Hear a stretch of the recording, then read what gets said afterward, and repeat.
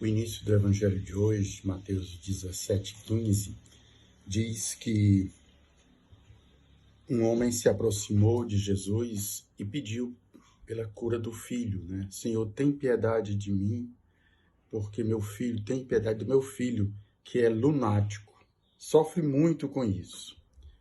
E essa expressão, essa palavra lunático, aqui na palavra de Deus, a tradução no grego, fui olhar também, é exatamente lunático, né? Antigamente as pessoas não sabiam a causa das doenças e atribuíam tudo aos astros, né? A influência da lua, né? Lunático é aquele que sofre influência da lua, mas em outras traduções diz que ele era epilético, né? O subtítulo aqui da Bíblia de Jerusalém diz até que ele era um endemoniado epilético.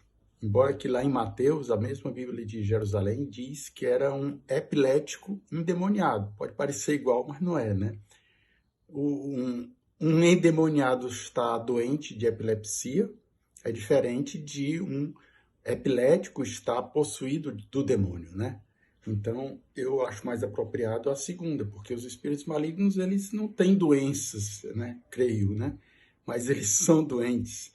A doença desse mal incurável, irremediável do afastamento de Deus. Mas voltando então a essa questão da lunático, né, de ele ser um lunático, um doente de epilepsia, sofrer de epilepsia, como lá no Evangelho de Marcos, ele vai dar os detalhes. De fato, era aqueles sintomas que hoje nós conhecemos pela medicina da epilepsia, né? Ele espuma, ele se joga no chão e muitas pessoas até têm um preconceito, né, com essa doença. Mas, de fato, também o menino tinha o demônio, porque no próprio Evangelho, Jesus vai expulsar, vai ameaçar, vai conjurar, repreender o demônio e o menino fica curado, né? Então, ele é curado da doença e também tem o espírito maligno expulso de si, né?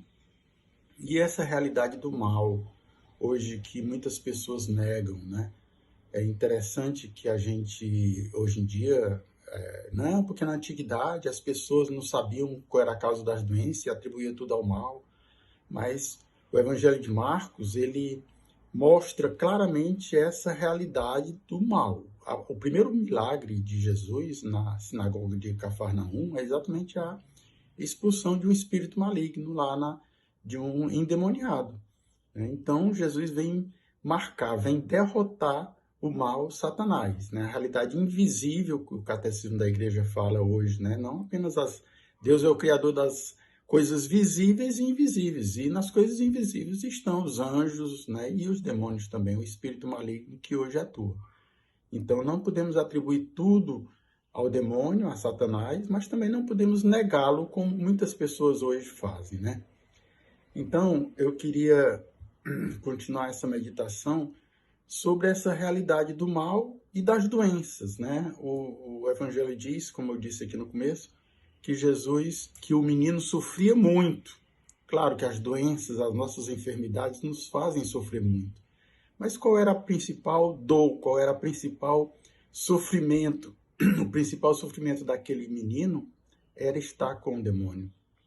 E isso, né, é uma coisa que muitas vezes a gente não vê e relega, né? Então é importante a gente pedir também essa cura da nossa alma, a expulsão dos espíritos malignos, que eles se afastem, né?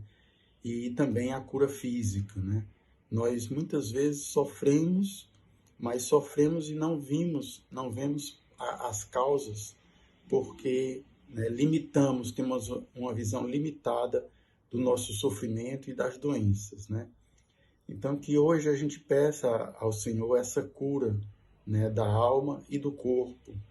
E termina o Evangelho de hoje que muitas doenças, muitas enfermidades, no caso daquele menino, só se consegue com a oração e o jejum, né, o versículo 21, né? Então, os discípulos não puderam curá-lo, não puderam expulsar aquele demônio, porque eles não tinham fé. Então, eles não rezaram bastante, não jejuaram, né? Que Deus abençoe você. Shalom.